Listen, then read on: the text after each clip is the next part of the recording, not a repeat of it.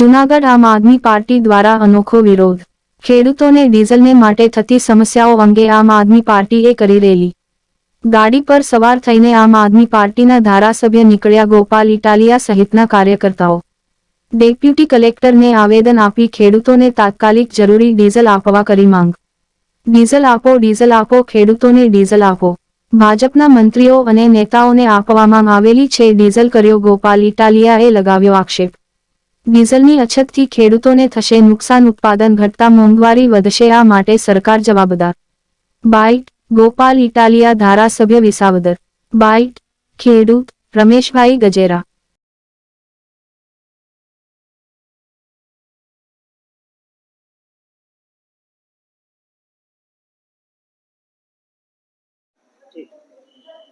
રમેશભાઈ ગજેરા, માખિયાળા ગામ મારું, ખેડૂત આગેવાન છું ત્યાં માખિયાળા।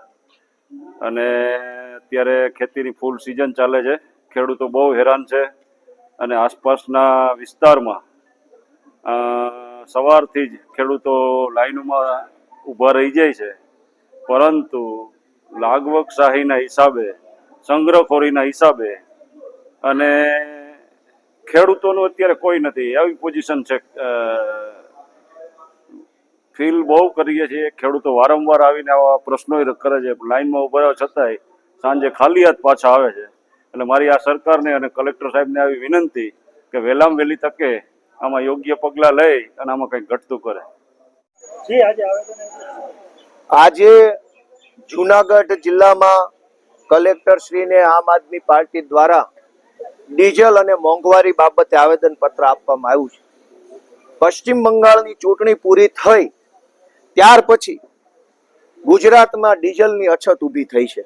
ચૂંટણી હતી ત્યાં સુધી ડીઝલ મળતું હતું, કેમ કે ચૂંટણી હતી, પણ ચૂંટણી પૂરી થઈ એના બીજા જ દિવસથી ગુજરાતમાં ડીઝલની અછત ઊભી થઈ છે। આ ડીઝલના કારણે ખેડૂતોને અત્યારે જબરજસ્ત મુશ્કેલી પડી રહી છે। આ વાવણી કરવાનો ટાઈમ ચાલુ થઈ ગયો છે। આગોતરું વાવેતર કરવું હોય ઓરવીને તો એના માટે ડીઝલ જોઈએ। ટ્રેક્ટર ચલાવવા માટે, જેસીબી ચલાવવા, હિટાચી મશીન ચલાવવા, જે કાંઈ ખેતીલક્ષી ઓજારો છે એ ચલાવવા માટે ડીઝલ જોઈએ। હવે ડીઝલ તો મળતું નથી તો વાવેતર કેમ કરવાનું? ખેડૂતો ટ્રેક્ટર લઈ લઈને પહેલા એવું કહેતા હતા ટ્રેક્ટરમાં નાખી દેશું, પછી કે કેરબામાં આપશું। ગામડેથી માણસ શહેરમાં પેટ્રોલ ડીઝલ લેવા આવે તો 5 લીટર ડીઝલ તો બળી ગયું હોય, હવે પેટ્રોલ પંપ વાળો એમ કે 2 લીટર જ આપીશ। 5 લીટર ડીઝલ બાળીને જે માણસ ડીઝલ લેવા આવે એને આપવામાં આવે 2 લીટર, તો કેવી રીતે પોસાય? માથાભારે માણસો, ભાજપ હારે સેટિંગ હોય એવા માણસોને ગુપ્ત રીતે મળે છે ડીઝલ, સામાન્ય જનતા નથી મળતું। જેમ કોરોના સમયે સેટિંગ વાળા હોય એને બધું મળતું હતું, સેટિંગ વગરના નતું મળતું। તો આ દર વખતે જ્યારે કોઈ તકલીફ ઊભી થાય ત્યારે માથાભારે માણસો સેટિંગ વાળાને તો બધું મળી રહે છે, તો સામાન્ય માણસને કેમ નહીં? ગુજરાતના ખેડૂતોને અત્યારે ડીઝલની ખૂબ જરૂર છે। સંગ્રહખોરી રોકવા માટે સરકારે, જૂનાગઢના કલેક્ટરે એક ટોલ ફ્રી નંબર બહાર પાડવો જોઈએ અને એક નંબર એવો પણ બહાર પાડવો જોઈએ કે જેમાં સંગ્રહખોરીની ફરિયાદ કરી શકાય। અત્યારે ખેડૂતોને અંદરો અંદર ઝઘડો કરાવવાના ધંધા આ ભાજપવાળા પેટ્રોલ પંપ પર કરી રહ્યા છે। અડધાને આપે, અડધાને ના આપે, તો આનાથી ખેડૂતોની અંદર અંદરો અંદર ઝઘડો થાય છે, લાઈનોમાં ઉભું રહેવું પડે છે તડકાનો, અને 2 લીટર 5 લીટરથી કંઈ કામ ચાલવાનું નથી। પેટ્રોલ, ડીઝલ એ ખેડૂતો માટે, ખેતી માટે જરૂરી વસ્તુ છે।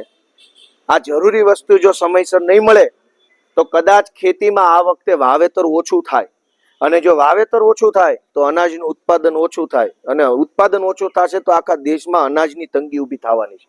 એટલે ખેડૂતો પૂરતું વાવેતર કરી શકે, દેશમાં અનાજની તંગી ઉત્પન્ન ન થાય, એ માટે સરકારે ખેડૂતોને સમયસર ડીઝલ મળે એવું કરવાની અત્યારે અમે વિનંતી કરી છે।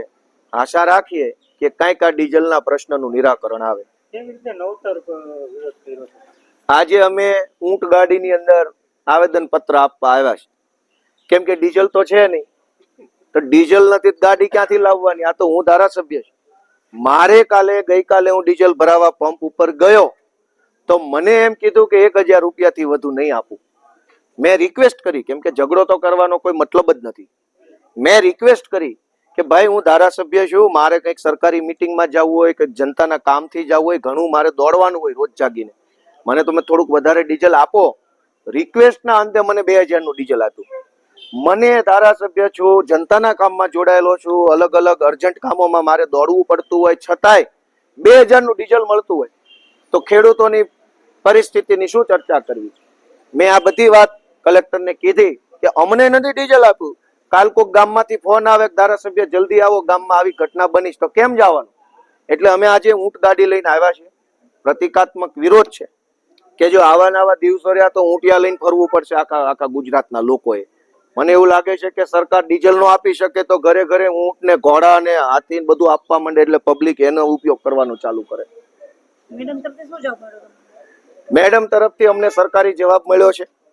એમણે કીધું કે અમારી ટીમ સક્રિય છે, અમારી ટીમ બધું જોઈ રહી છે.